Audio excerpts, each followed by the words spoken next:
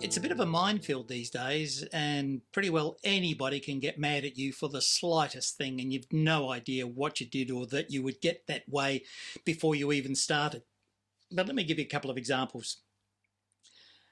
Years and years ago, I wrote the book The Foxproof Chook House, or Foxproof's Hen House, and it came out of a story I used to tell about our daughter, Sarah. Now, Sarah was an absolute trimmer. When she was 4 years old, she had opinions and ballistic attacks about just about anything. You couldn't put a worm in her hand because she'd go crazy, or a pill bug that'd make her insane. And anything that was a bit ooky or yucky just set her off. Anyway, I had chickens, a lot of them, and I had shown my eldest boy, a couple of years older than Sarah, how you chop off their heads and pluck their feathers and whatever. Now, already some of you are saying, ooh, fancy telling a child that, because it just doesn't feel comfortable these days. In those days, everybody kept chickens, and just about everybody had grown up with somebody who'd chopped their heads off, and it was nothing. But I had done this for Tim. He thought it was great fun, and we loved the part where we'd put the headless chicken down on the ground after we'd cut its head off, and it would wander about, and he'd laugh and think that was funny. So I said, would you like us to show Sarah what happens in all of this? And he says, oh yeah, this will be good. So we brought Sarah down to the backyard to near where the hen house was, and I said, now this is what you do, Sarah. You swing them around a little bit when it's time for them to die and go to chicken heaven. Then you lay their head on the chopping block with a nice sharp axe, and you rub the back of their neck. And some of you are now saying to yourself, how could he do that to a little girl? The guy's a creep. Well, you weren't there. And this is what I'm trying to illustrate. Political correctness or cancel culture can get you over anything. Anyway, by the way, I don't tell this story publicly anymore.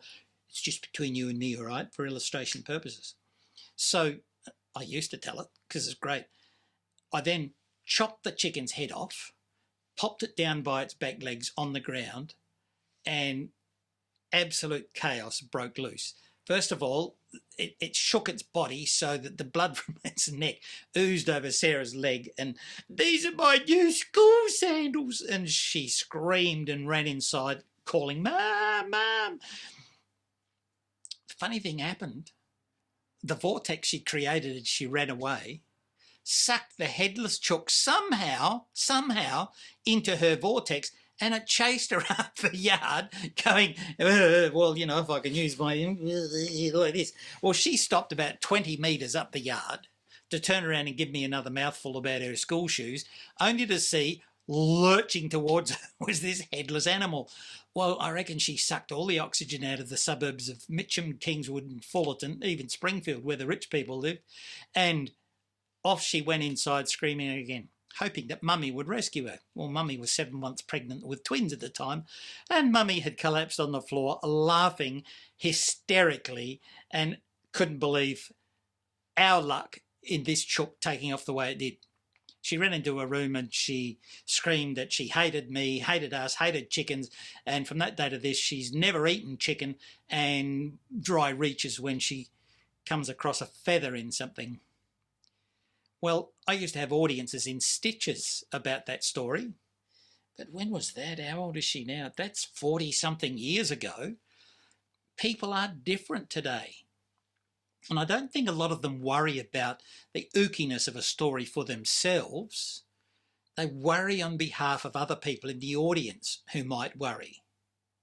It's a bit like a situation where the Fair Work Commission held a complaint, or had a hearing for a complaint by a person who had heard two people in her workplace arguing and swearing at each other. By the way, they were mates. They'd been mates for 50 years. They went fishing every weekend, and that's just how they talked. But she thought it wasn't appropriate for one of them to be called something rude by another. So she went to the Fair Work Commission, and you know what the magistrate or the hearing person said? From now on, you are not to work together, you two men. You are not to talk to each other, and you have nothing to do with each other while you're at work. She wasn't so much offended for herself, but she was worried that one of them might be offended. So she complained, and cancel culture reigned. Well, that's the kind of world we live in, and you need to be careful that the stories you tell are okay with the culture and the audience you're telling. So many pitfalls. And this all came to me the other day when my son, my eldest son, was telling his favourite and best story about the time I took him shooting rabbits. It was a long time ago. He was 9 or 10. We'd been invited to our cousin's place on the farm, and it was a time when you went out spotlighting, stood on the back of a utility or a truck, and you shot rabbits in the spotlight because they were such terrible pests. Nobody felt sorry for any rabbit, especially as they gulped down their rabbit stew.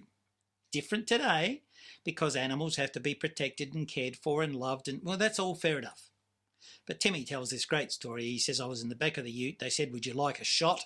So I held the gun, and I didn't know it was a repeater, so I squeezed the trigger and it went so they grabbed it off me and gave me a lesson in gun shooting. And then they caught a rabbit in the spotlight. I saw him by the ute. They all said, well, shoot him, shoot him. So I held the gun up and I pulled the trigger, and it gave me such a fright, but it went off, and I shot the poor little bunny in the ear. And then the bunny, to hear him telling it, I can see him now. He says, the poor little bunny's looking at me, saying, well, shoot me properly, please. That hurted my ear.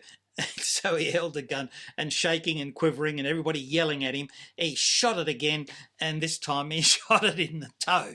Now you hear me laughing. You can see that I still think deep inside me that that was a wonderful story told with great gusto. But he can't tell it anymore. He told it the other day in front of his nephews, little baby kids, and his wife said, well, that's the way it is. So you have to examine your stories. Are they culturally appropriate? Will they pass muster? Will the point they make be better made in another way with another story? Now, I'm not critical of anybody these days who feels we've got to put the brakes on. I'm just saying that if you're telling stories, make sure that the swear words don't go in. That'll get you killed. That your stories aren't about cruelty, meanness, or joy at another's suffering or an animal's suffering. Today, people don't like that. I guess, if truth be told, I don't like it either, which is why I don't tell those stories, except when I tell them to you to be careful. Anyway, you know what I'm going to say. Join me on the colinpearce.com/blog. Make sure you're subscribed to this channel. Do it now, would you? And subscribe to the Storytelling Works with Colin Pearce Facebook page.